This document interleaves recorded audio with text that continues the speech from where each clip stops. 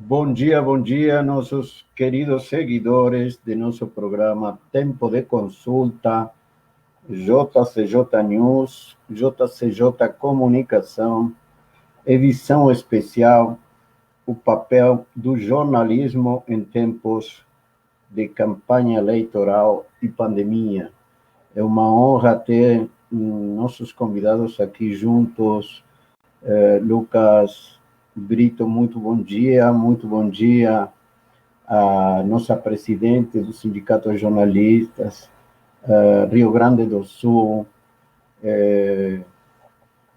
a celebridade que é Vera Deise Barcelos Costa, muito bom dia para o nosso querido jornalista de Canela, Gramado, região das Hortênsias, ex-Caxias, ex-Paranhama, uma figura lendária ainda pela sua juventude, alguém que merece todo o nosso respeito e admiração também. Bom dia para vocês. Bom dia, nossa querida presidente. Como está, Vera?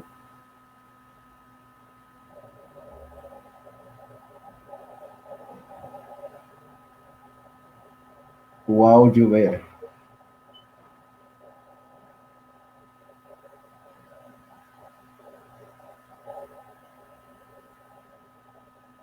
Vamos tentar ouvir ela, se ela nos permite. Ela é reservada, eu sei que ela diz que é tímida, mas eu acredito que não é tanto assim. Vamos ter o privilégio de escutar sua voz, sim? Exato, professora. Nós viemos de uma geração que ficava mais com papel e caneta do que estar se expondo. Mas antes de fazer outros comentários, uma saudação muito especial ao senhor e ao Lucas Brito por formular esse convite. A entidade que eu represento, Sindicato de Jornalistas Profissionais do Rio Grande do Sul, Sindjorge, e também me sinto muito honrada por esse convite, por estar saindo de Porto Alegre, nos interiorizando, uma bela oportunidade. Saúdo o companheiro de profissão, Fernando Gussen, prazer em conhecê-lo. Penso que podemos, nessa manhã, fazer uma boa dobradinha. Passo a palavra ao senhor, ao Lucas, professor Juan, muito obrigado, para tocar esse palavreado que vai nascer daqui a pouco. Claro. Bom dia, Fernando, como está esse gremista feliz? Opa. Um pouquinho alegre pela vitória magrinha de ontem à noite, mas bem faceiro aí. A gente segue vivo na Copa do Brasil. Bom dia, professor. Alegria. É uma satisfação, mais uma vez, poder estar aí conversando com o senhor também. Nosso companheiro Lucas, satisfação aí, bom dia. E uma alegria muito grande poder conhecer a senhora Vera, presidente do sindicato. Satisfação enorme a gente ter esse primeiro contato e, de maneira assim, compartilhando, nesse bate-papo aqui, nessa produção aí, iniciativa da JCJ. E vamos lá, vamos conversar um pouquinho aí. Tomara que seja bem produtivo, certamente será. A gente sempre sai dessas conversas sempre com mais conhecimento de quando começou, né? Isso é bom demais. Satisfação estar aí. Isso aí, maravilha. Sejam bem-vindos. Lucas Britos. Como está, Lucas Brito? Está felizardo? Tô muito feliz. Eu acho que quem me conhece sabe o quanto eu luto assim até para me sentir mais jornalista, né? Para me sentir mais no sentido de viver mesmo, como eu estava conversando com a Vera antes ali, né? Eu sei que do grupo aqui eu tenho mais que escutar do que falar, né? Reconheço a minha necessidade de aprender muito ainda, né? E então estou feliz aí por a gente estar pautando a nossa categoria, por a gente estar pautando o jornalismo como algo porque se a gente está pautando é porque a gente considera importante, né? E essa é a mensagem que a gente tem que passar para a população, porque nós também temos responsabilidade, né, com a escolha que a gente fez. Ontem nós falávamos de escolha, né, na pauta. Hoje continua valendo um pouco essa questão da escolha. Eu acho que o tempo todo, diariamente, nós estamos fazendo escolhas, né? Então, fico contente pela escolha que eu fiz e lisonjeado de participar com vocês aí. Quero mais escutar, mas estou aí para falar também. Vamos lá. Só vou pedir especialmente que não se esconda depois nos bastidores, certo? Eu estava aqui meio ouvindo, mas meio cabisbaixo aqui, porque eu estou compartilhando, né? Eu até sugiro quem puder compartilhar, vamos compartilhar aí, que é levar esse bate-papo para mais pessoas. Você está certo. Bom, eu queria começar os trabalhos um pouco naquilo que é a origem da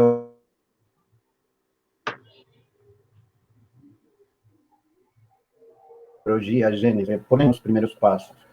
Que escolhimos? Por que escolhimos? Quais serão nossos modelos? Qual era a escolha de onde estudar? Que era o que ofertava o mercado nesse momento? Eu imagino que são cenários bem interessantes para a gente ouvir, entender, processar e dilucidar sobre tudo. Sim? Vera, como foi esse início? Conta. Você escolheu o jornalismo ou o jornalismo escolheu você? Professor Juan, eu penso que foi eu escolhi o jornalismo. E a minha história é muito longa e eu vou ter que fazer uma síntese assim, com uma velocidade incrível. Bom, eu vou interromper porque é importantíssimo isto. Vamos tentar ser... Nós temos 3 minutinhos, né, de fala. Vamos tentar respeitar esses 3 minutos para que a gente consiga aproveitar o máximo, sim, o máximo. Senão a gente vai chegar tarde ao sorteio do vídeo depois. Sim? Okay. Porque não, eu entendo isso, não é a primeira live que nós já participamos, e a gente sabe quanto é caro esse tempo, né? E essa nova tecnologia a gente tem que aproveitar para ser rápida e objetiva. Eu só vou marcar um tempo que é o seguinte, professor, no ano que vem, 50 anos de profissão. Que maravilha. 50 anos. E rapidinho também eu informo a idade que eu estou. E quando há pouco eu conversava nos bastidores com o Lucas, eu falava de paixão. Realmente, eu começo a minha escolha quando eu estou concluindo naquela época tinha clássico e científico, isso é 1968, quando eu concluo.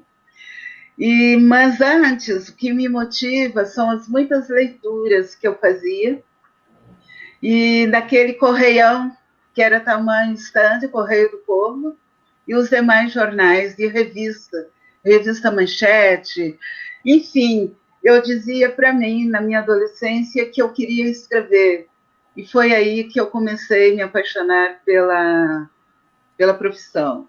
Comprei uma briga muito grande com a minha família, que não admitia que eu fosse jornalista, porque a maioria das redações eram povoadas, ao contrário de hoje, eram povoadas, habitadas, e tinham trabalhadores apenas homens, a maioria homens, né? Maioria masculina. Então, eu comprei uma briga muito grande com a minha família por essa opção profissional. E ganhei. E em 1969, eu faço o vestibular da URGS, da Universidade Federal, de umas provas que tinham a semelhança de hoje, mas que tinha também uma prova específica.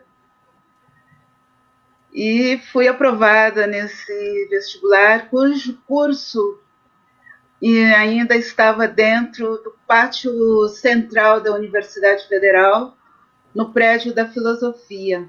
Somente em 1970, ele passa a ocupar o prédio que hoje ocupa, que é a Faculdade de Comunicação e Biblioteconomia e Comunicação, a FABICO. Enfim, foi uma escolha certa, que eu não penso, não desisti nunca e nunca pensei em desistir de ser jornalista, com todas as dificuldades que nós enfrentamos.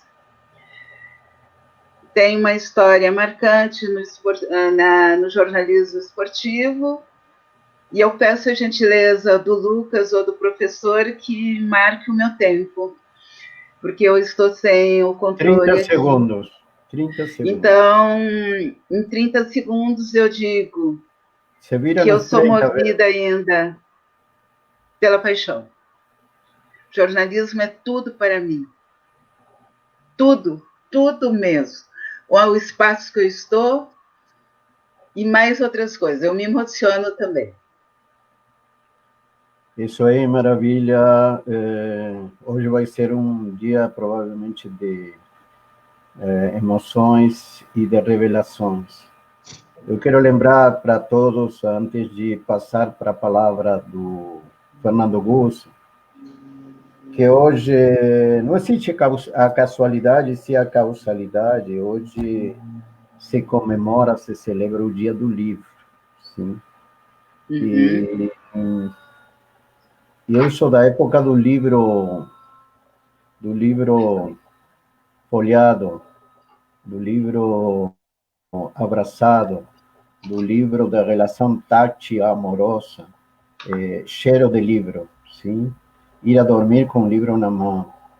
Então, eu quero deixar um abraço especial para Ana Rita de Calasanz Perini, em nome dela, saudar a Academia Cultural, o Instituto Orion e todos aqueles que trabalham na área de bibliotecologia, trabalham em divulgação e, sobretudo, naquilo que significa o valor da leitura como elemento de transformação de vidas. O meu compatriota Jorge Luiz Borges, que foi o primeiro diretor de bibliotecas da cidade autônoma de Buenos Aires, ele dizia que quando ele observava uma biblioteca, ele, na verdade, visualizava um grupo de amigos sentados num estante, esperando começar um bate-papo, esperando que a gente conseguisse abrir um livro como abrir um diálogo, porque o livro não é outra coisa que a experiência de alguém contar algo muito dentro de si, que tem a necessidade de se deixar como legado para as próximas gerações. E, de alguma forma, uma boa parte da inspiração dos verdadeiros jornalistas passa por aí. Comunicar algo que é nosso para que se transforme em algo que passa a ser de muitos. Um bom dia novamente, nosso querido amigo Fernando Gusso. Como foi essa origem, Fernando? Conta. Você escolheu o jornalismo escolheu você, ou foi uma briga, uma peleia, isso? Como é que é isso? Eu acho que, na verdade, foi a minha mãe que escolheu o jornalismo para mim. Não é o único, eu vou dizer para você, certo? Não é o único. Aconteceu da seguinte forma, eu estava com 18 anos. Fernando, eu sei quanto importante é tua mãe. Eu sei quanto importante tem sido para nossas orações a tua mãe. E eu quero, de todas as formas possíveis, rendir uma homenagem linda para tua mãe, singela para tua mãe, porque tua mãe representa a reserva de energia vital nessa tua missão. Então, eu fico profundamente emocionado com essa revelação que tu está fazendo, sim, porque reconhecer que a mãe e tu e o jornalismo estão unidos por uma provavelmente mesma causa é algo que enaltece a condição humana, porque isso é transparente, isso é único, isso é vital. Então, Fernando, eu não quis te interromper para te emocionar mais, mas eu não quero deixar passar por alto, porque a mamãe do Fernando passou por muitas lutas e continua passando por muitas lutas. E nessa hora, todos, de alguma forma, estamos passando por lutas. E eu quero dizer para você, meu amigo, que você não está sozinho. E transmita para ela que também ela não está sozinha. É uma imensa corrente de oração, todos os dias formula votos para que o dia de amanhã seja melhor. Pode continuar, meu amigo. Obrigado de coração, professor Juan. Eu sempre lembro dessa história com muito orgulho, com muito carinho, né? Primeiro porque mãe é mãe, e realmente foi uma história, este meu início no jornalismo, que envolve muito ela. Eu já estava com 18 anos, eu já estou fazendo aí 20 já de jornalismo, e eu atrasei um ano no ensino médio, eu tive uma reprovação no segundo ano, por isso que eu já iniciei na faculdade com 18 anos. Mas sabe como se chama isso? Sim. Antes chamávamos que a gente tomou um recreio, sim? Agora a geração jovem diz, não, eu peguei um ano sabático, certo? Na verdade, são leituras diferentes para a mesma situação, mas tomemos com alegria isso, certo? Era um ano sabático, certo? Tá bom. E aí, então, eu, antes de escolher, de fato, qual curso eu faria na faculdade, eu estava no terceiro ano do ensino médio, na Escola Santos Dumont, ali em Gramado, e aí, num certo dia, no início do ano, 98, a minha mãe, ela, quando eu cheguei em casa, né, da escola, ela disse, olha, eu arrumei um teste para te fazer lá na Rádio Excelsior. E aí eu fui fazer o teste na hoje extinta Rádio Excelsior, ali de Gramado, e aí fui aprovado e comecei a trabalhar como operador de áudio na Rádio Excelsior. E a partir dali o gosto ele foi tomando conta, né? E foi o pontapé inicial, porque no final do ano, então, aprovado, né, no terceiro ano do ensino médio, chegou o momento da faculdade. E eu já estava trabalhando na rádio, evidentemente que a escolha era aquele mesmo caminho, e me inscrevi no vestibular para fazer, então, o curso de jornalismo. Taquara, na Facate, ainda não tem o curso de jornalismo. Eu fiz para Relações Públicas, fui aprovado. Me inscrevi também na Fevale em Novo Hamburgo, aí sim, para jornalismo. Fui aprovado e estou aí, no jornalismo, fazendo 20 anos já dessa profissão. Que coisa linda. Mais ou menos foi assim o começo, hein? Só para resumir, né? Porque tem muitas histórias por aí. É isso aí.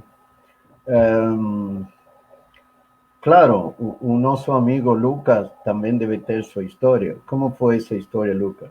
Você escolheu jornalismo ou o jornalismo escolheu você? Bueno, ou a mãe também estava no meio? Aqui. Não. Nesse caso, não. É uma coisa meio... Eu fui office boy do Jornal de Canela em 2001, e aí eu já gostava um pouco dessa questão do rádio, né? E conhecendo os bastidores, vamos dizer assim, o dia a dia do jornalismo, era o jornalismo impresso, né? De uma vez por semana. E eu ficava louco para escrever, né? Pegar uma máquina de escrever, né? Um computador, que já tinha um computador, né? Mas eu era office boy, então eu tinha que fazer a parte da logística, né? Mas até o cheiro do jornal eu gostava, né? Porque eu ajudei até a entregar, eu ajudava a entregar o jornal nas casas, ajudava a ir na banca e levar o jornal, fazia cobrança, tudo de bicicleta. Ia lá no Bedim, né? O antigo lá, por exemplo, né? Levava o bloquinho de nota, recolhia o jornal que tinha vendido, torcia para vender tudo, para não ficar peso na minha bicicleta.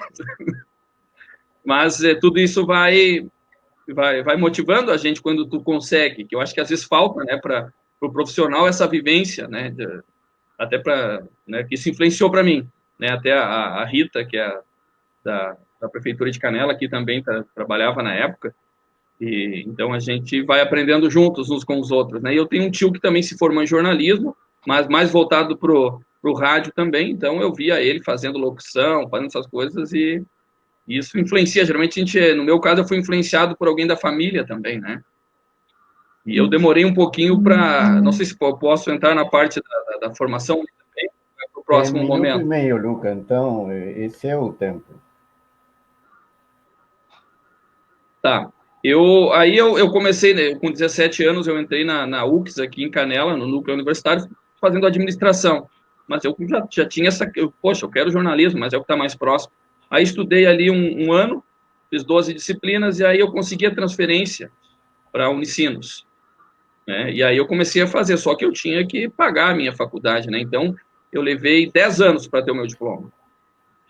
Então, isso também me marcou bastante. Eu tive que correr por fora para poder vivenciar um pouco isso, porque na minha cabeça eu ia poder ser jornalista quando eu concluísse o curso, né? E eu vejo que isso não era bem a realidade. Tu podia ser jornalista antes de concluir, podia contribuir muito mais.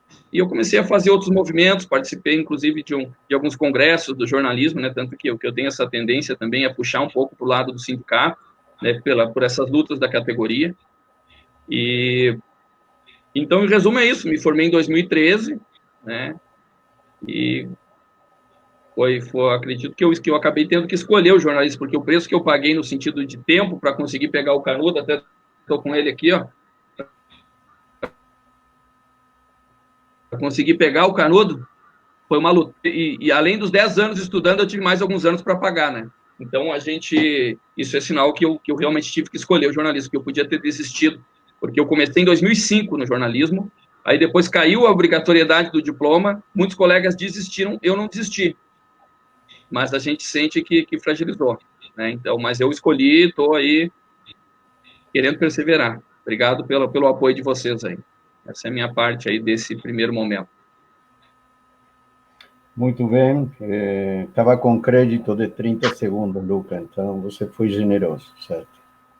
É o seguinte, uma das coisas que a gente, obviamente, tem que mexer, tocar pela pauta, é aquilo que justamente tem a ver com como era visto o jornalista no seu tempo, sim?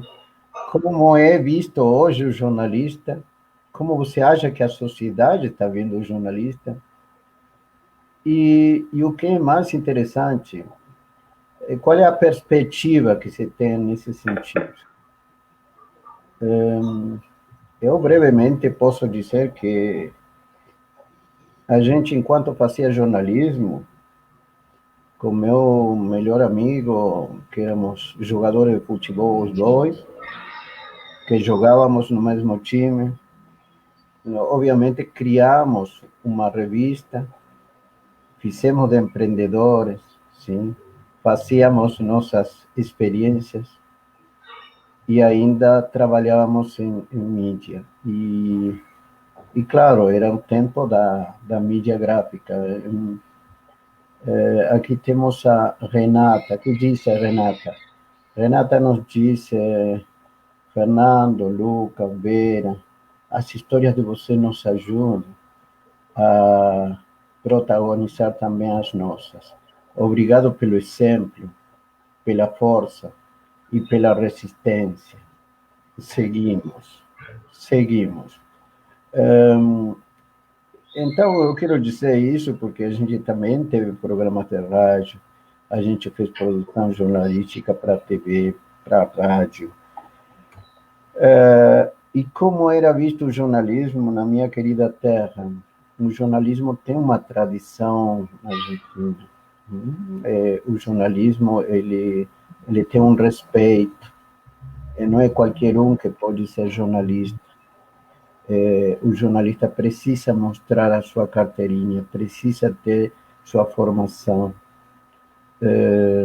Mas nas rádios, se você não é formado, não é locutor, não é jornalista, não tem condições de fazer parte da equipe. E isso, de alguma forma, tem constituído uma imagem mais combativa do jornalista. O jornalista lá tem um poder, de fato, e sofre por isso. Nós temos uma sociedade altamente politizada, altamente crítica. Para vocês terem uma ideia, eu fiz também psicologia e Buenos Aires tem a mais alta densidade de psicólogos, né, em relação cidadão-psicólogo.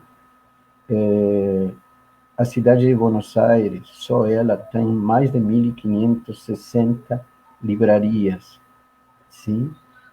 A cidade de Buenos Aires, hoje, fazendo uma homenagem ao Dia do Livro, tem livrarias que funcionam 24 horas, que funcionam de noite.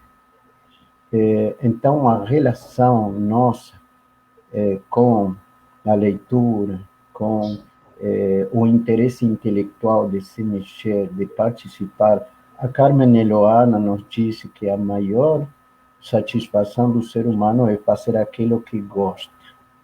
Parabéns a todos pelo trabalho. Eu acho que a sua frase, minha querida, tem sido altamente iluminada, sumamente valiosa. Uma das coisas que eu não ouvi de meus queridos candidatos políticos é a defender a educação vocacional. Porque minha conta quântica é muito simples. Se a gente sabe desde pequeno o que quer fazer da vida, tem muitas altas probabilidades de ser feliz fazendo o que gosta. Se alguém é feliz fazendo o que gosta, garante a maior entrega na qualidade do produto final. Exatamente. Ainda assim, temos uma outra situação. Precisamos de educação vocacional, educação financeira, educação ecológica, para entender que somos nós, a nossa natureza e a nossa possibilidade de nunca mais depender do metal dinheiro como uma dependência de vida. Precisamos ter currículos profissionais permanentemente atualizados. Precisamos de profissionais que façam reválida anualmente, mas sobretudo para que tenhamos gestores de nossa própria profissão. Gestores de nossa própria profissão. Às vezes ficamos apaixonados pelos currículos da profissão jornalística, mas a uns poucos se desatualiza, e quando você finaliza, quando você se forma, tem uma sensação absurda que não está preparado. Não está preparado para o combate com a realidade. Mas eu queria voltar à questão de como nós somos vistos. Eu falei brevemente como somos vistos na minha terra. Como era visto o jornalista no início, Vera? Como foi visto depois? Como está sendo visto? E para onde estamos indo? professor e todos que nos assistem e companheiros de mesa virtual aqui. Imagine o cenário de 1970, 1969, 70. O Brasil está um ato institucional número 5, endurecendo seu período ditatorial, de ditadura. E não esqueço que aqui está uma mulher negra, e se nós nos remetermos uma jovem negra, lá atrás,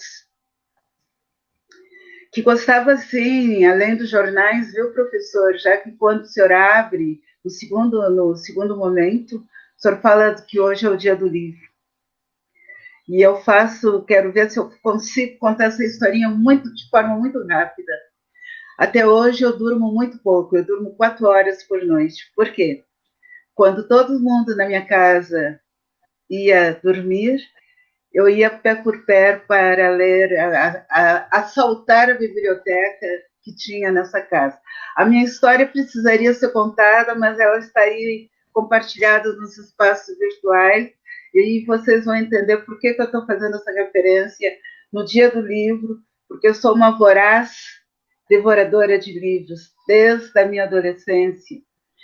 E sobre o que era o jornalismo na época. Por que eu falo que eu sou uma mulher negra? E aí é um momento assim que eu tenho que retratar dentro desse tempo possível, de que era, como eu há pouco falei, um jornalismo em que as mulheres não tinham muito espaço. Como eu há pouco disse também, a maioria era masculina. Agora, espantem-se para aquela época como deve ter sido a minha vivência. E mais, eu começo a minha profissão, o jornalismo daquela época, dentro das redações eu fiz cobertura esportiva, que é um marco do meu reconhecimento profissional. Era tremendamente difícil, mas, por outro lado, comparando o que nós estamos vendo nesse cenário de hoje, eu digo que era um jornalismo, mesmo no período de ditadura. Eu tive colegas brilhantes que faziam enfrentamento àquele regime que ceifou muitas vidas, e foi, para mim, um grande aprendizado estar pelas redações por onde eu transitei. Eu só não transitei na redação do Correio do Povo. E o meu maior período de vivência profissional foi dentro do jornal Zero Hora. Era um outro jornalismo. Os profissionais, no meu entendimento, na minha análise, eram mais comprometidos com a profissão e também com os seus direitos. E aí eu faço a janela de entrada e a porta também de entrada do Sindicato dos Jornalistas Profissionais do Rio Grande do Sul. E tem um dado muito interessante, professor, que esse curso que nós frequentamos e que hoje é ofertado, ele nasce do jornalista para mostrar o comprometimento daqueles que me antecederam e antecederam todos nós que aqui estão. Esse curso nasceu da percepção, principalmente aqui no Rio Grande do Sul, dos jornalistas que não tinham graduação. E são eles que apontam a necessidade do conhecimento. Então, é um outro tipo de jornalista. É um outro viver jornalista que nós estamos perdendo e que temos urgência de retomar. É o jornalismo com paixão, é o jornalismo na sua prática, que preserve a ética de como fazer o seu trabalho. Então, há um distanciamento de quando eu estou começando em 1970, o curso que eu fiz tinha apenas 3 anos, depois, com a reforma, ele passa a ser 4. Então, em 1971, eu estou me diplomando, é totalmente diferente do que nós hoje estamos vivendo. O meu chamamento, e aproveito assim, eu dou um salto, né, de quase 50 anos, para chamar essa juventude que está saindo das universidades, que coloque paixão. Assim eram aqueles companheiros e companheiras que lá estavam comigo quando eu estou iniciando. Movidos pela paixão, movidos pelo saber, querendo saber mais. E que a gente não vire robôs. Tinha mais, sabe? As minhas companhias, aqueles que estavam dentro dos espaços por onde eu circulei durante todo o meu viver, foram professores que deixaram na minha mente, no meu corpo, no meu viver, um grande aprendizado, professor. Hoje, continuamos reconhecendo o trabalho das universidades, mas eu penso que falta um pouco mais de paixão naqueles que estão saindo da universidade. Há um outro formato, né? Há mudanças no currículo, há um foco diferenciado daquele que eu aprendi há mais de 50 anos atrás. Então, há mais não, são 49, todo esse tempo lá atrás.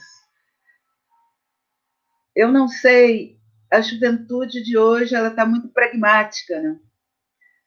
Mas isso não é uma crítica, é só um alerta para os tempos duros que virão.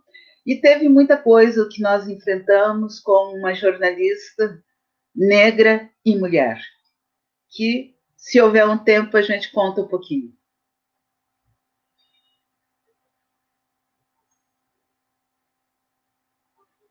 Isso, professor Lucas e companheiro de mesa virtual, Fernando.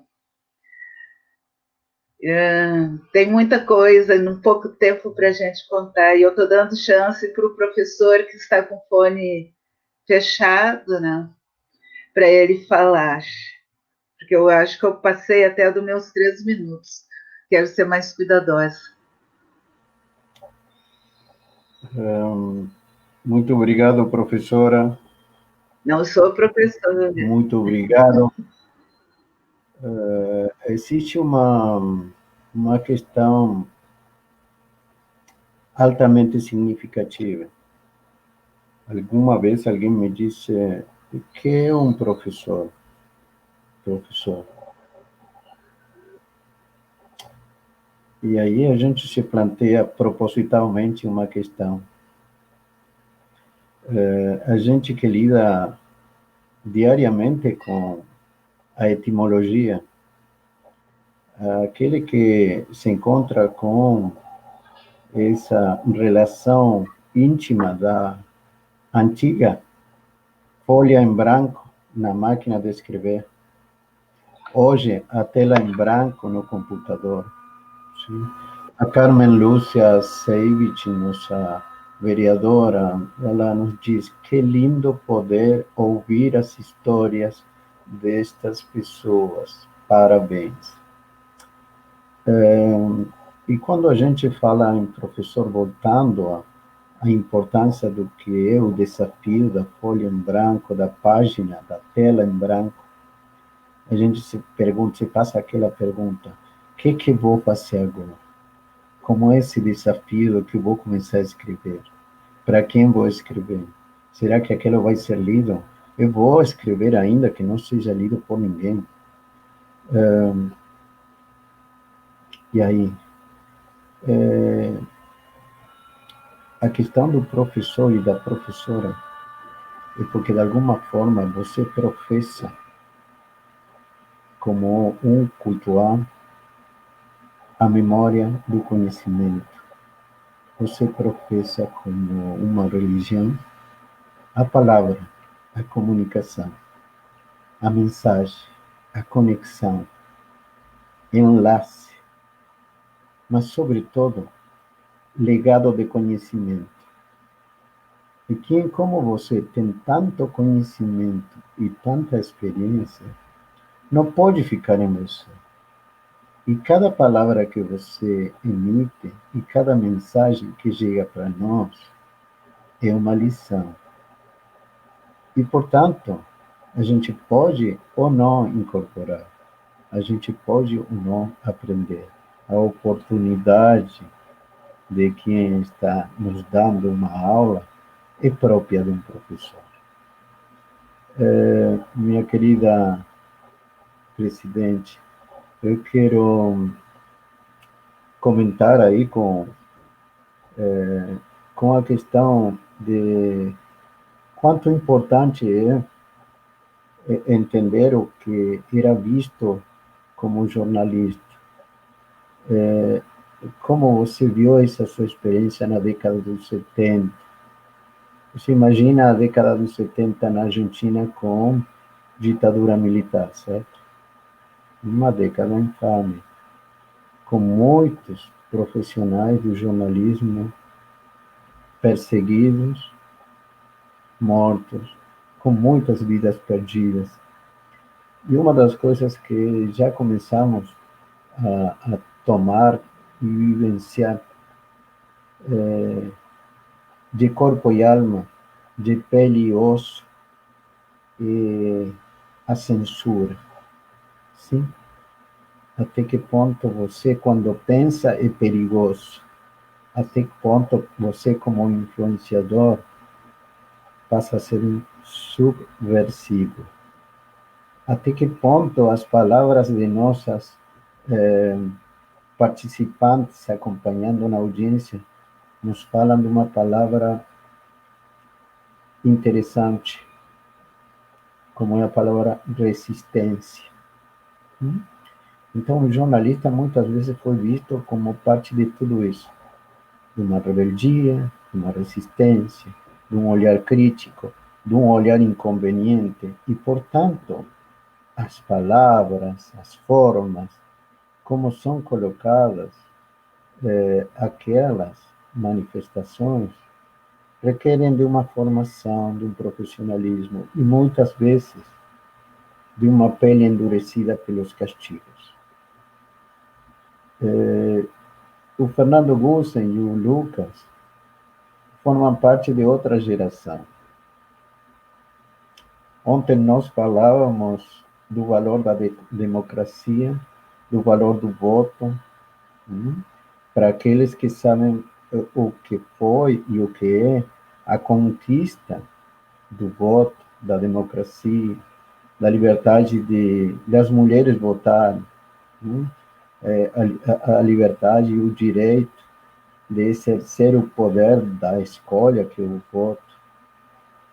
Pensar que muitas vidas se perderam para se ter esse direito constituído. Hoje, Fernando, fazemos parte de outras formas de jornalismo. Um jornalismo diferente, em que parece ter se esquecido de todo aquele passado de conquista, de todas as vidas perdidas. Existe como um risco de banalização da profissão do jornalista. Então, existe uma disrupção geracional, onde muitos jornalistas de hoje são perfeitos analfabetos funcionais do passado dos verdadeiros pioneiros do jornalismo. E isso é um pecado capital. Hoje, de alguma forma, estamos encontrando diferentes gerações para falar de uma mesma profissão. E aquele que não pertence à atividade pode olhar com alguma displicência. Mas estamos falando de quienes fazem parte da história, que têm por obrigação contar a história para para a humanidade como um todo, começando pela própria aldeia. Como tu vê isso, Fernando?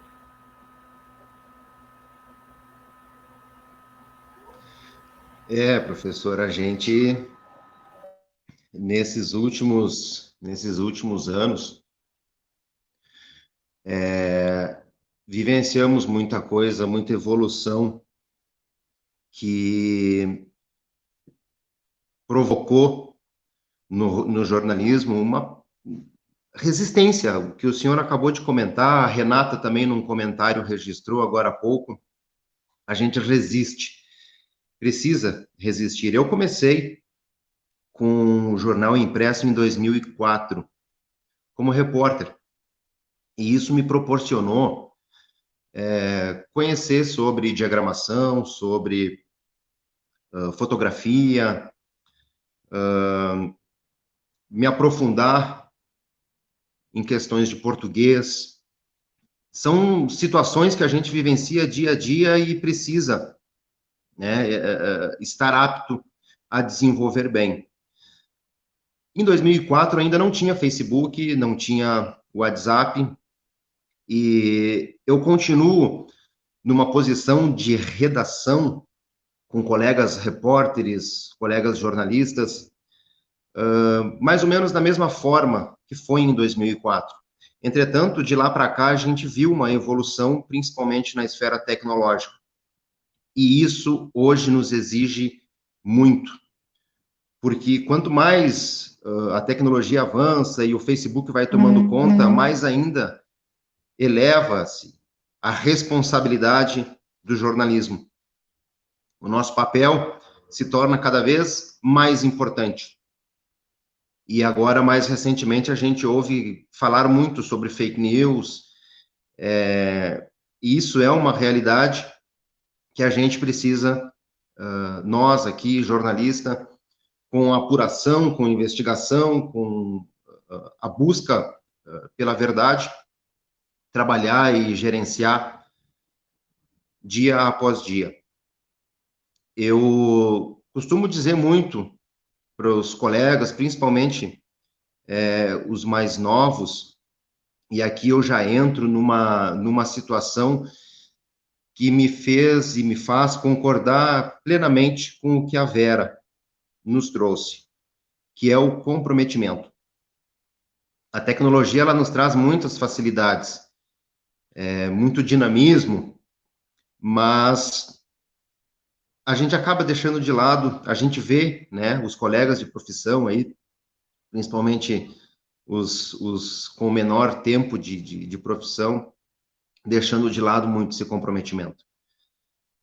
Eu tenho uma passagem aí em Caxias do Sul, foram 4 anos, onde convivi, e é pertinente ressaltar que, até por uma questão numérica, de um jornal semanal de uma cidade de interior, como é Gramado, como é Canela, e de uma redação de um jornal diário, entre profissionais, há uma diferença numérica muito grande. E lá em Caxias, uma redação grande, com bastante pessoas, convivendo diariamente com jovens ainda no banco acadêmico e com profissionais já com uma carreira consolidada e com muito conhecimento na área do jornalismo para levar adiante.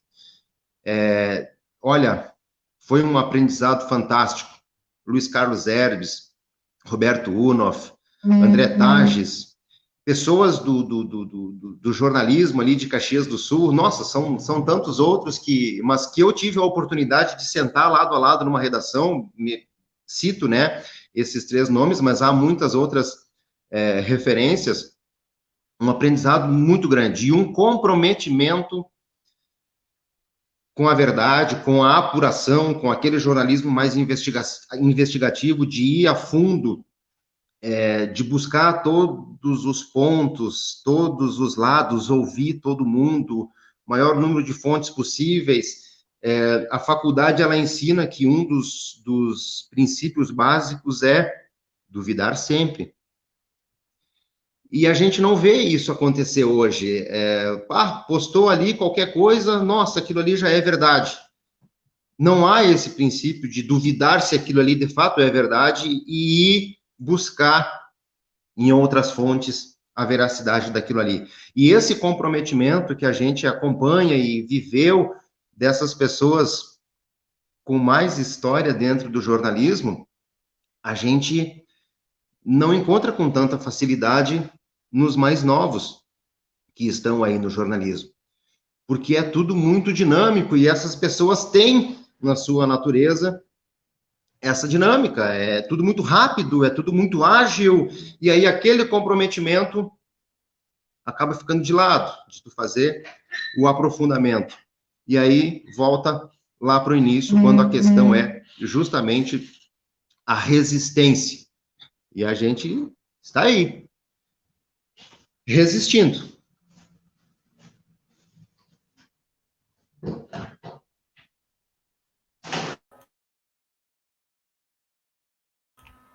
É isso aí, Fernando.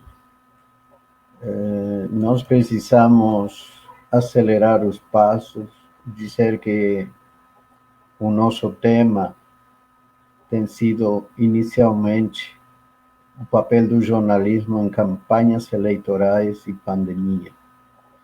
E claro, Renata está inquieta. Renata disse: qual é o lugar do jornalismo em tempos de fake news? Já vamos chegar, Renata, já vamos chegar. Sim. Antes de avançar sobre isso, uma das questões geracionais também, para lembrar de Mafalda e de Quino, Mafalda dizia muito ironicamente que o excesso de futuro é ansiedade e o excesso de passado é depressão, sim? De alguma forma, tem sido muito criterioso esse charge de Mafalda, sábio, profundamente sábio. E eu queria entrar direto no olho do furacão, que é, poxa, será que o jornalista é o mesmo em tempos de campanha eleitoral? Será que o jornalista é o mesmo em tempos de pandemia? Sim. Existem situações para as quais a gente se prepara. Existem situações, como bem colocou o Fernando, a gente se questiona, deveria se questionar. Mas seguido a gente parece como que se deixa levar pela boiada, com todo o respeito pela boiada, sim? E é como que vai deixando de lado o seu senso crítico. Claro que também aí depois vai vir todo o mercado das fake news. Toda a história de Julian Assange e essa perseguição por divulgar informação, fica preso numa embaixada. Mas eu quero entrar nesse assunto. Sim? Esse jornalista é o mesmo? Como é que funciona esse jornalismo? Qual é o verdadeiro papel desse jornalismo em campanha? Sim? Algo se transforma, algo se minimaliza, se mimetiza, se esconde, se escuda. Como é que é isso, Vera? Depois eu quero escutar o Lucas e depois eu quero escutar o Fernando. Por favor.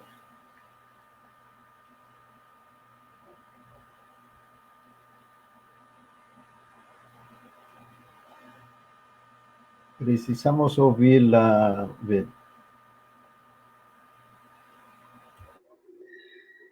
Eu repito a minha fala rapidamente. Compromisso com a verdade é o compromisso que rege a profissão. Não interessa que seja lá na década de 70 ou nos tempos atuais. Este é o princípio básico, no meu entendimento, que regrou a minha vida profissional e que eu deixo como, nesta fala, como um dos princípios do exercício da nossa profissão.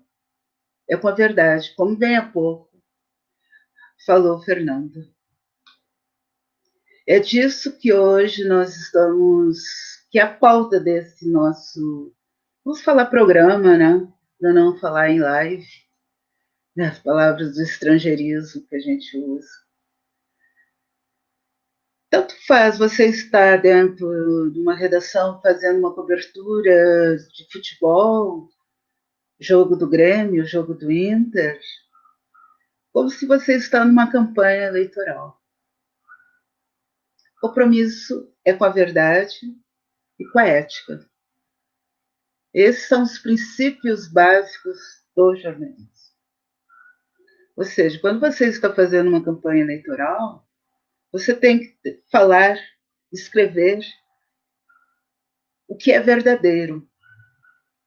Ou seja, essas notícias falsas que estão aí, que foi a devastação, né, desse nosso jornalismo, não o jornalismo que aqui está sendo abordado, do falso jornalismo, né, calcados em mentiras, se valendo dessa extensão que é benéfica também, que é a rede, mas que entrou para o mal. Então, quando se fala de campanha eleitoral, aqueles que estão dedicados a fazer o jornalismo para essa campanha, seja não me interessa qual partido, mas que fale a verdade, que escreva verdades. O jornalismo não compactua com a mentira e a não veracidade dos fatos. Portanto, não tem muita diferença, não, professor. Se você fazer campanha, tem que ser cuidadoso, tem que ser ético, não pode se apropriar de conteúdos que não são seus, sem citar as fontes, e ser muito honesto e comprometido com essa profissão. É claro que a nossa profissão, com a perda do diploma, em 2009, ela abriu uma porteira para que todos pudessem exercer essa profissão. Só que essa profissão, lá no início, quando nós estamos começando essas nossas falas, a gente tem acentuado isso. Ele tem regramento. E não foi à toa que eu falei naqueles que nos precederam para que criasse o curso de comunicação de jornalismo. Era exatamente porque tem regras, mas a principal dela, e para mim é fundante, e que tem sido um marco na minha carreira, é o compromisso com a verdade e com a veracidade, ou seja, a veracidade dos fatos. Então, para quem se dedica à cobertura, ao trabalho de divulgação dos candidatos e candidatas, ou das candidatas e candidatos, porque eu sou uma mulher feminista, sempre puxo as mulheres em primeiro lugar, tem que ter esse cuidado básico, os princípios básicos do Código de Ética dos Jornalistas. Então, é a apuração dos fatos, tem uma série de regramentos necessários na elaboração da divulgação, na elaboração da notícia, né? No fazer notícia. Então, eu defendo isso, e que a tecnologia, que ao mesmo tempo vem ao nosso favor, ela não é permissiva, mas embora está sendo usada para notícias falsas. Né? Vera, antes de dizer que o nosso tempo está limitadíssimo, eu não posso não comentar para você e não perguntar para você como é possível que não são defendidos aqueles jornalistas que encararam o grande desafio de se esforçar, se formar, cuidar de uma formação e depois é como que são rebaixados para a segunda divisão, como falamos no Código do Futebol, sim? Então, depois se iguala para baixo. Então, qualquer um pode ser jornalista. De alguma forma, isso está diretamente linkado com o papel que o jornalista tem que ter em campanhas. Busca algum tipo de proteção, de resguardo, de reconhecimento. Ou nós precisamos fazer uma ressalva sobre isso. Nós precisamos dizer, puxa vida, se abre a porteira, ok, e para que serve se sacrificar, estudar, se formar, se qualquer um contrata um programador, qualquer um contrata um designer e vira um blogueiro da vida e tem melhores rendimentos econômicos e até pseudo-credibilidade. E onde foi parar esses currículos de carreira caríssimos das universidades que estão multiplicando desempregados de luxo em um mercado altamente competitivo? Me corrige se eu estou errado nessa linha de raciocínio, presidente. Sim, e eu quero depois passar a palavra tanto para o Lucas quanto para o Fernando, porque, de alguma forma, em tempos em que estamos vestindo máscaras, é bom a gente ter um momento para tirar a máscara. Vera, esse momentinho extra que eu quero que você nos coloque luz para alinhavar os comentários do Lucas e do Fernando, por favor. Pois então, professor e povo que nos ouve, o grande golpe da profissão é 2009, né? Quando o STF corta a obrigatoriedade do diploma. Isso para nós foi terrível, devastador. Mas quero lhe dizer que nós, enquanto sindicato, enquanto Federação Nacional do Jornalista, FENAGE, nós estamos, desde 2009, perseguindo o retorno, né, da volta do diploma. Há PLs na Câmara que estão lá em stand-by, e agora, principalmente nesse período, né, não avança, mas estamos atentos. E mais eu digo, professor, e todos que nos veem, assistem, nos ouvem, que esta tem sido uma intensa luta. Percebemos, enquanto sindicatos de jornalistas, que muitas empresas, principalmente as principais, elas estão respeitando, estão empregando, porque nas convenções, nas negociações, a gente sempre conversa com o patronato, não é? Estamos à mesa com eles e percebemos que eles dizem, não é?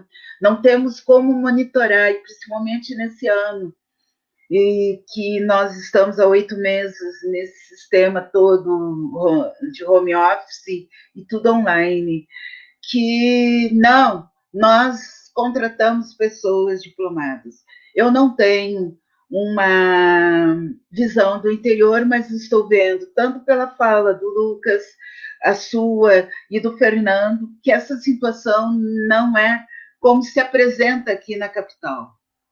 Não é? O respeito à contratação com diploma.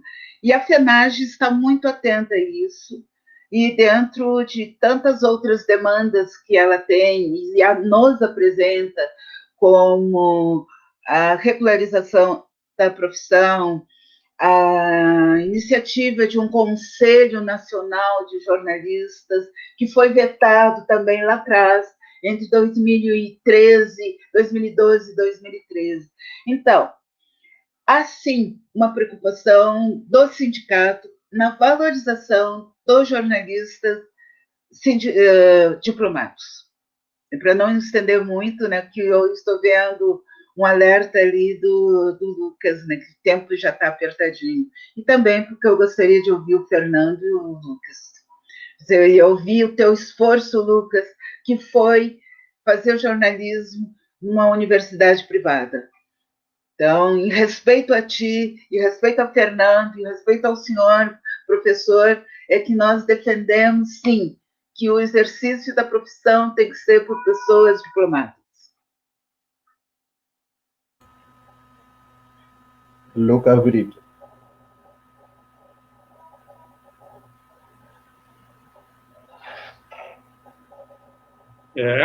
Quantas coisas a gente vai pensando aqui enquanto escuta, né, a Vera falar, o professor Juan, o Fernando, e a gente, mas o que eu deixo aqui de imediato é que eu me fortaleço com vocês, podem ter certeza, né? Eu tomei a iniciativa de criar um grupo no WhatsApp e óbvio que a gente começa a perceber, né, que muitas vezes não tem uma união na categoria ou existem muitos milindres, né? Porque eu sou um que gosta de respeitar as regras, né? Posso não estar satisfeito, mas eu preciso respeitar. Então, o que eu sinto realmente a necessidade é que a gente debata mais esse assunto, né? Que a gente se una em prol do coletivo e não olhar o colega como um concorrente. Óbvio que em algumas situações vai ter uma licitação, vai ter uma vaga de emprego, vai ter alguma situação, ou se tu vai para a parte do empreendedorismo dentro da comunicação, tu vai acabar disputando o espaço de certa forma, mas com ética, né? E defendendo sempre o que a Vera frisou muito, que é o que eu aprendi também nos bancos universitários, que é a verdade, a veracidade dos fatos, né? Então, aí tu precisa ouvir os dois lados e tu precisa respeitar o que as fontes, vamos dizer assim, estão dizendo. E eu lembro no início quando eu comecei a fazer a faculdade, que eles recomendavam que tu não dissesse nem que time que tu torce, né, para tentar, assim, evitar qualquer situação de dizer que tu está sendo tendencioso, né? Então, quem dirá nesse período político tu poder te posicionar e dizer, não, eu acho que o fulano de tal é o cara que vai nos representar, é o cara que vai me representar, o meu lado de cidadão. E os tempos estão mudando, né? Assim como alguns colegas estão tendo que partir para outras profissões, assim como nós temos tanto em Canela quanto em Gramado colegas diplomados que estão se lançando para o meio político, né?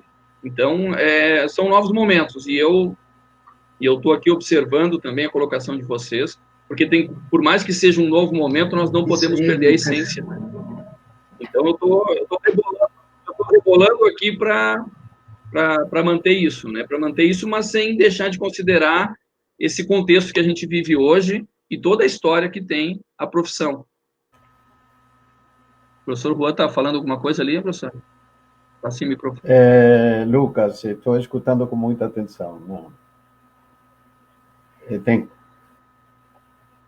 Não, porque o bate-papo aqui, às vezes, a gente, né, pode ter alguma contribuição, né? Então, eu até quero...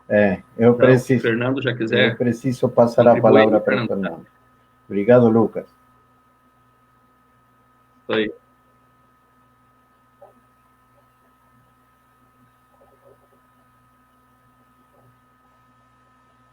Bom, tá comigo? Está com o amigo Fernando a palavra. Acabei de mudar o meu posicionamento aqui na redação. Eu tinha me colocado numa sala que estava vazia e para não atrapalhar o andamento da redação aqui no jornal. E agora acabei voltando para a redação, porque justamente o pessoal da entrega, hoje é dia de circulação, né? O pessoal da entrega está retornando para a base, então voltei aqui para dentro da redação. Bueno, dentro dessa linha de raciocínio, primeiro, eu procuro sempre não me aprofundar na discussão, no assunto diploma, por um motivo. Eu já tive muitos e ainda tenho colegas que não são diplomados e têm um comprometimento de dar inveja.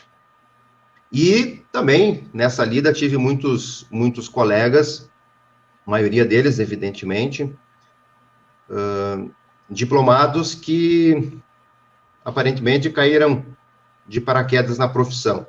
Mas isso, evidentemente, que é algo que, em qualquer função, em qualquer profissão, existe. A Vera comentava muito, no depoimento dela, com relação à ética dentro do jornalismo, e essa é uma queixa que eu tenho. O Lucas, ele trazia há pouco a questão de respeito entre os colegas de profissão. E aí, ética e respeito, nós aqui, em Gramado e Canela, somos testemunhas e vivenciamos este lado que é negativo, chato, triste para nós, que aprendemos e trazemos na nossa essência o comprometimento, a ética, o respeito com a função jornalística. E aí nós temos percebido nos últimos anos que blogs, né, eles estão cada vez mais em número, né, disponibilizando canais aí para a sociedade que tem acesso à internet. E aí nós aqui, ainda naquele sistema de início, lá de quando não tinha Facebook nem WhatsApp, a gente procura manter, principalmente em ocorrências emergenciais, na verdade, né? Um acidente, alguma situação assim de última hora, que é justamente o deslocamento. A melhor maneira de tu fazer a apuração de um acidente, por exemplo, ontem de manhã aconteceu um aqui, na estrada Gramado-Canela, e a gente prioriza muito isso, o deslocamento, para te ir lá, ver o que aconteceu, buscar as informações, testemunhas, resgate, o policiamento. A melhor maneira é essa ainda. A internet, ela nos dá muita facilidade, é verdade, e a gente percebe que aqui em Gramado e Canela tem muitos blogs, muitos jornalistas fazendo essa função, mas se valendo depois do que o veículo, outro jornalista postou ou publicou.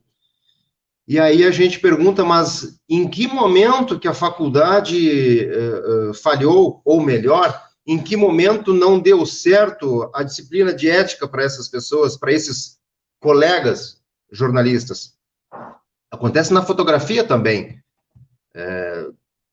Pega uma foto, pega um texto, ou pega uma informação, e nem os créditos dão ao jornalista que esteve lá fazendo a apuração. Tchê, isso é tão comum. E isso nos deixa muito triste. Nós temos aqui pessoas que a gente convive, nós vamos num lançamento, como aconteceu essa semana, do Sonho de Natal. Coletiva de imprensa. Porra, todos os colegas estão lá. A gente convive, a gente se cumprimenta, conversa, pergunta como está a família, porque a gente tem essa proximidade. E aí depois, cada um no seu QG, vê acontecer esse tipo de coisa. Tanto na fala do Lucas, quanto na fala da Vera, eu me peguei demais a esse ponto. Ética, respeito. Alguns dos nossos colegas devem ter faltado essa aula.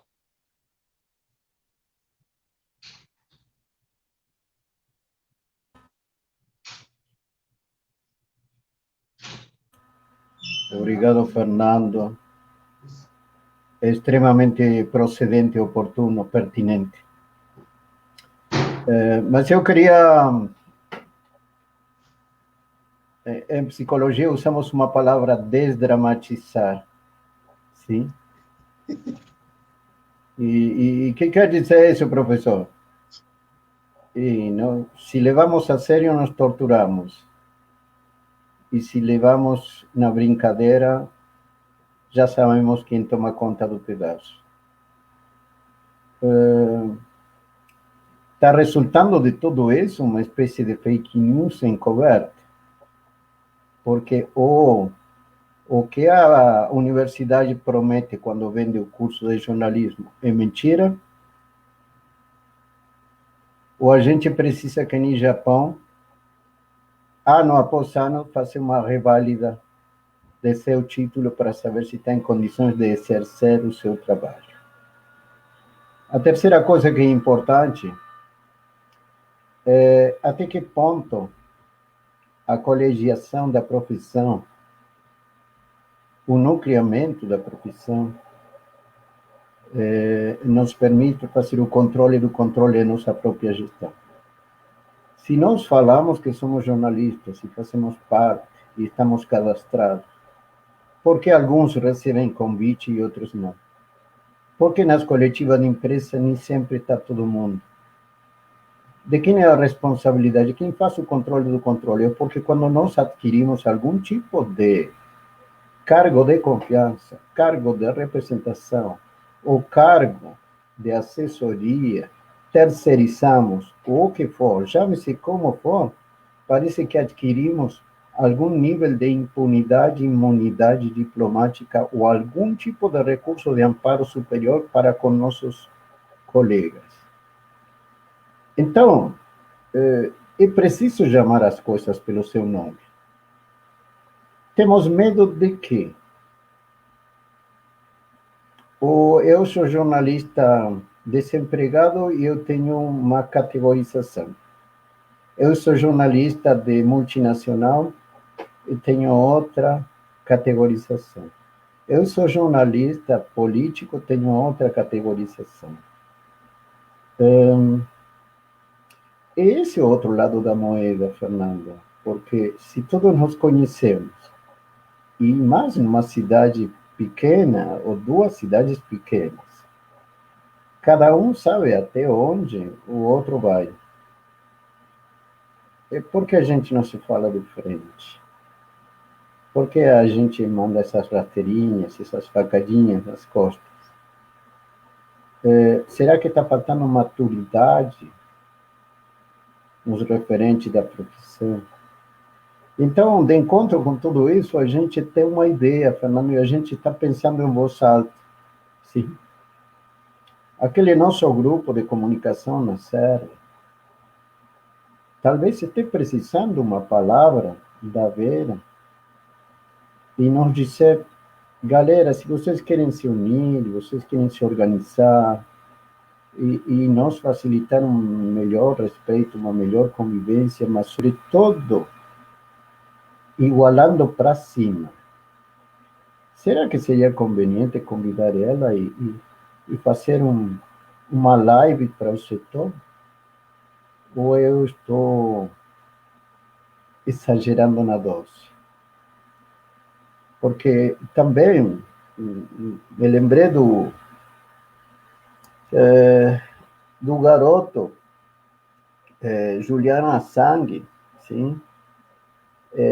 Que já teve esse seu problema de ter que se esconder numa embaixada estrangeira porque era uma pessoa não só perigosa, porque tem divulgado os grandes segredos dos... Pelo amor de Deus. Às vezes, o jornalista busca liberdade de expressão, mas às vezes o jornalista não tem liberdade de prensa, não tem liberdade de imprensa, não tem liberdade de empresa.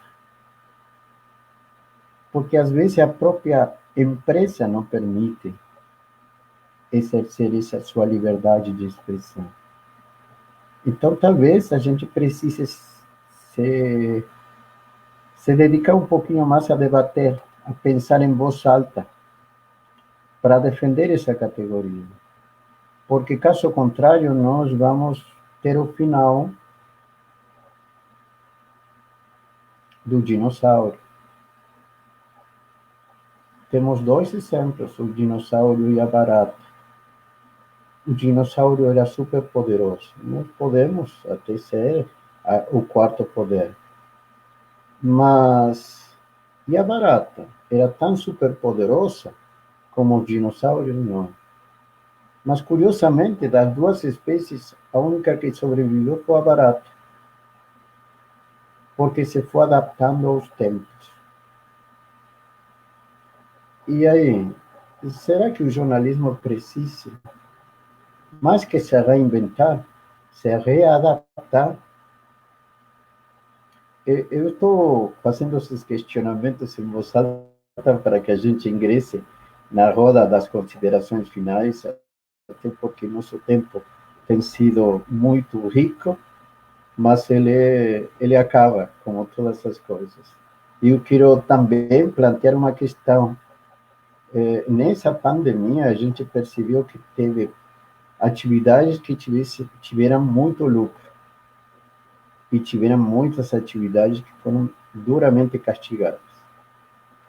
E então surgiu uma expressão que tinha determinada proteção, possibilidade e de alguma forma, um outro valor, aquelas atividades chamadas de essenciais. E o jornalismo e a informação não faz parte das atividades essenciais? Eu quero começar com o Fernando. Vamos para as considerações finais. Fernando, Lucas e Vera.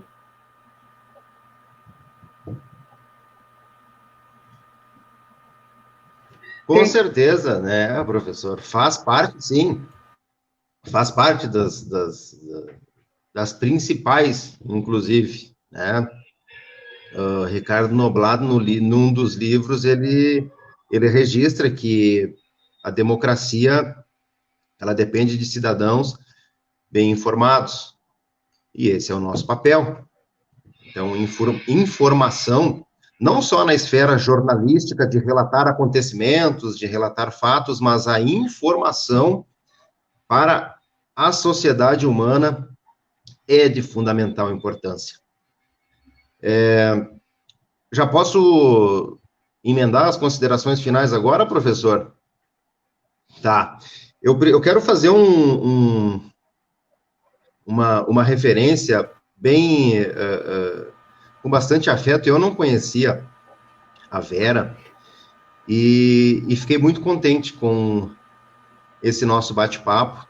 Ela é uma daquelas pessoas que conversa com o coração, e pessoas que conversam assim e que tem uma história tão vasta quanto a dela, a gente poderia começar essa live aqui e terminar ela só daqui umas 2 semanas, porque tem muita coisa para a gente, principalmente, ouvir de histórias, de vivências, de ensinamentos que uma pessoa como a Vera tem, e que com certeza, para nós aí, o Lucas também está nessa mesma vibe, né? Palavra americanizada, hein, Vera? Vibe. Mas o Lucas também está nessa mesma posição de sentar, olhar e ficar ouvindo o que pessoas profissionais, colegas, né, com tanta riqueza de conhecimento têm para nos passar. Então, que alegria, hein? Que alegria. A gente está numa correria tão grande, chegando aí, estamos hoje a pouco, em média 15 dias, né? Faltam 2 semanas aí para a eleição, e nós estamos aqui na redação com uma correria grande de entrevistas e organizando debates e tentando levar o máximo de informação possível, né, sobre os planos de governo, sobre os candidatos que estão aí dispostos a subirem as prefeituras de Gramado e Canela. Então, isso tem exigido bastante tempo da gente, uma correria danada, mas olha-te que coisa boa demais foi poder sentar e participar deste programa e ter esse contato. Muito bacana. Vera, que alegria, hein? Bom demais conversar contigo. Obrigado, Fernando. Vamos com Lucas, depois com a Vera, e se alguém quiser ainda incorporar alguma mensagem final, pode ficar à vontade. Eu comecei ali bem no início, assim, um pouquinho mais tímido, né, falando que eu trabalhei no jornal aqui de Canela, enfim, aí eu citei o nome da Rita Souza, né, que é quem eu mantenho contato agora, mas eu também tenho, que é dessa época, né, do jornal, que era, na época só tinha o jornal de Canela e encartado Nova Época. Aí depois veio a Integração, né, e a Integração hoje cresceu muito, aí parabéns pelo trabalho. Mas eu queria lembrar dos colegas que são da época, que é a Vanessa Osório, que também está por aí, eu acho que ela não está na área, né, mas que jornalista diplomada, aí o Alexandre Cruz, que está no Canela Digital, a Fábio Micael, se eu não tenho mais contato dela, né, e eu falei da Rita. E dos professores, né, que me ajudaram muito também na formação durante a faculdade, o Sérgio Endler, que foi da Rádio Gaúcha, que muitos colegas aí conhecem, o professor Pedro Osório, que também já foi até da TVE, do sindicato, que me deu um gás nesse sentido, né, de lutar pela categoria. Tantos outros, né, que a gente tem aí como referência, se começar a citar aqui. Então, eu valorizo muito essa questão das pessoas que me passam conhecimento, né, hoje todos vocês me passaram, né, conhecimento, então é muito gratificante mesmo. Fernando aí sempre muito bem-vindo, não é a primeira vez que ele participa com a gente, agrega bastante, né? Então é por aí que é o caminho das pedras, né, que a gente fala, né? Eu começo a falar aqui até me perco, né? Um pouco de emoção, um pouco de, né? E eu acho que é por aí, né? Eu não deixar vocês falarem aí, se me vier mais alguma coisa aqui, eu coloco, né? Que foi falado de fake news, né? E uma palavra que me vem aqui também é a censura, né? Às vezes a gente pode estar censurando algum colega também ou alguma pessoa, né? Então é uma linha muito tênue, né? Porque a gente faz escolhas, né? Até quando vai escrever um texto. Então eu também me coloco como alguém que critica, mas que tem o teto de vidro também, né? Então é por essência jornalística essa coisa da crítica, de ser chato, de às vezes bater de frente com algum colega nos bastidores, mas estamos juntos aí, vamos batalhar pelo que é certo e eu acho que é isso, olho no olho se precisar, né? Eu acho que é o mais certo. Fernando, não gostei de uma postura tua, mas eu vou falar contigo. Não vou sair por aí, né, fazendo fofoca, leve trás ou coisa do tipo. Essa é a postura que eu quero ter. Se alguma vez eu já tive alguma postura que não foi assim, né, eu estou aqui fazendo essa reflexão também que foge do nosso controle, às vezes, dentro da emoção. Professor. Vera. O senhor que é o condutor desta belíssima manhã. Fernando, obrigada pela referência. Nós estamos nos descobrindo, né, nos conhecendo e nos reconhecendo como profissionais. Né? 30 anos nos separa, né? Você fechando 20 e eu daqui a pouquinho, na virada já, está próximo, fechando 50. Lucas, que bom que eu cheguei nesse espaço. Nós estamos falando já logo que iniciou a pandemia. Você me descobriu via WhatsApp, site do sindicato, bateu naquela porta, está lá o meu número. Lembro que acho que você me ligou pela manhã, também bem cedo, né?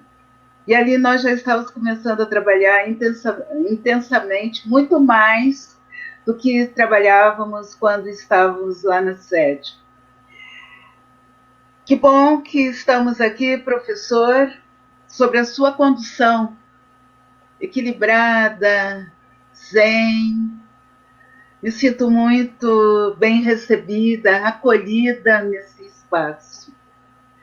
E aqui eu vou aproveitar o momento já de encerramento, né, os agradecimentos, eu antecipo, para poder falar.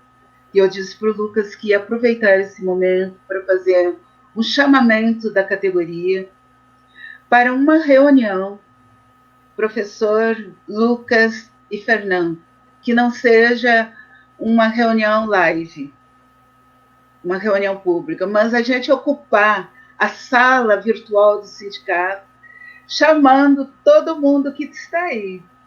Num dia que vocês vão achar qual é o melhor e qual o melhor horário também para discutir, para que o sindicato retome a serra, retome Canela e Gramado, que a gente faça uma discussão sobre tudo isso que foi falado aqui e vejamos como nós podemos andar juntos. E aí sim, vamos criar uma live, um programa ao vivo, né, através desse canal, e falar mais um pouco, e vocês também me conhecerem um pouco mais. Eu sou uma pessoa apaixonadíssima por essa profissão, e foi isso que me moveu a aceitar o convite para a presidência do Sindicato dos Jornalistas no momento mais cruel que esse sindicato está passando, com muitas dificuldades e com a fragilização da nossa profissão, fragilização em todos os sentidos, tremendo desrespeito que a nossa profissão vem tendo por parte, e aqui não tem conotação política partidária, não é disso. É o que se apresenta diariamente, que vocês também estão ouvindo e assistindo, que é a desconstrução pela presidência da República da nossa profissão. A desqualificação no seu discurso. É disso que eu estou falando. E isso é bastante sério. E isso é muito sério.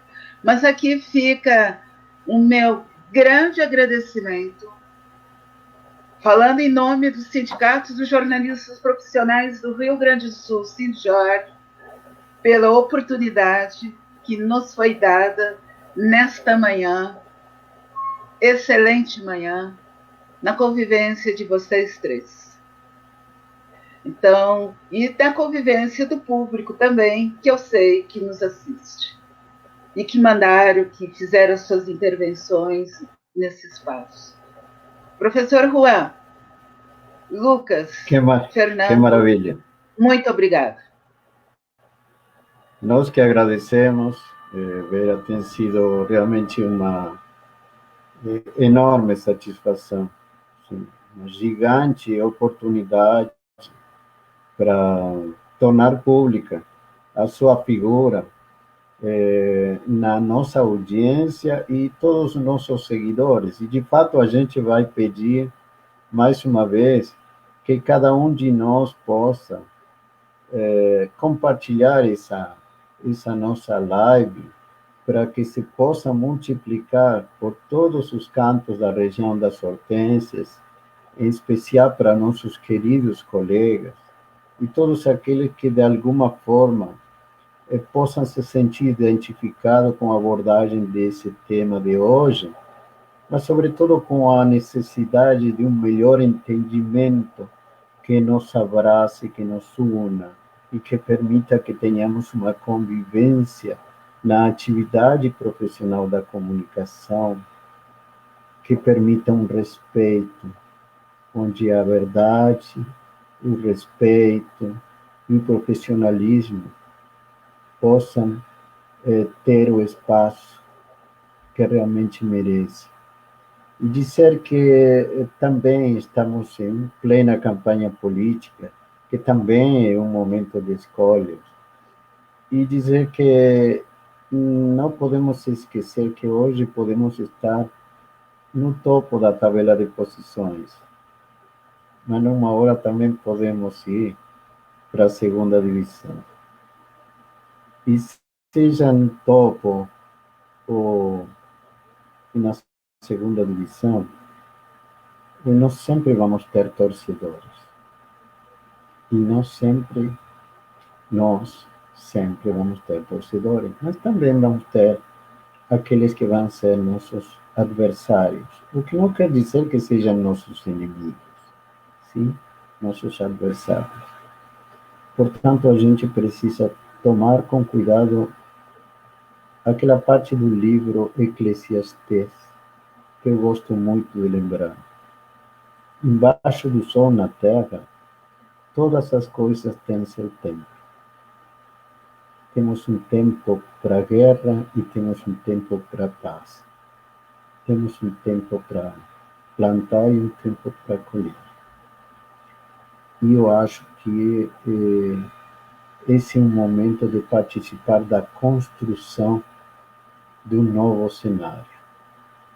Bem-aventurados aqueles que nos trazem esperança a nossas vidas. Nossa gratidão hoje é para a Vera, que nos trouxe esperança. Nossa gratidão é para o Fernando, que nos trouxe esperança. Nossa gratidão é para o Lucas, que nos trouxe esperança. Isso é o que conta.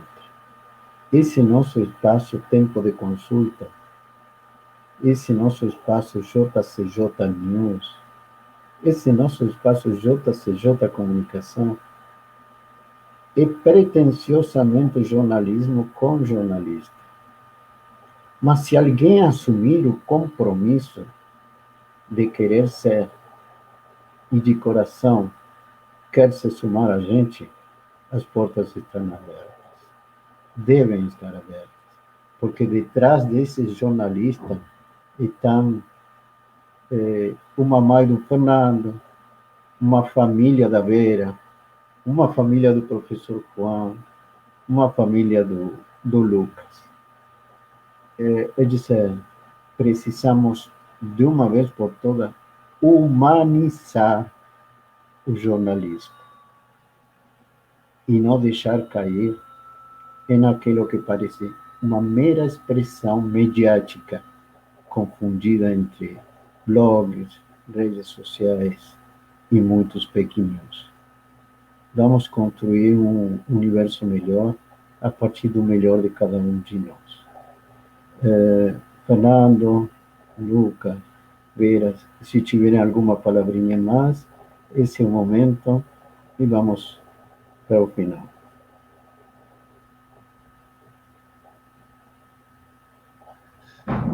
Da minha parte, apenas agradecer e dizer que foi bom demais compartilhar desse momento, desejar um bom final de semana para Vera, para o Lucas, professor Juan e cada um dos amigos que nos acompanharam e ainda estão com a gente aí no arremate da live. Satisfação enorme, hein? Grande abraço para cada um. Obrigado, Fernando.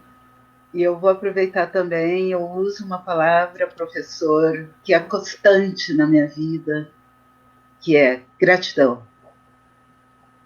Gratidão por estar nesse espaço. Ela me conduz, essa palavra me conduz à minha vida. Eu acredito que ela tem um poder mágico. Então, gratidão a todos que nos ouviram, que nos assistiram. Gratidão, Fernando. Gratidão, Lucas. Gratidão, professor Juan. Que bom conhecê-los, que bom saber que vocês existem neste universo. Obrigada.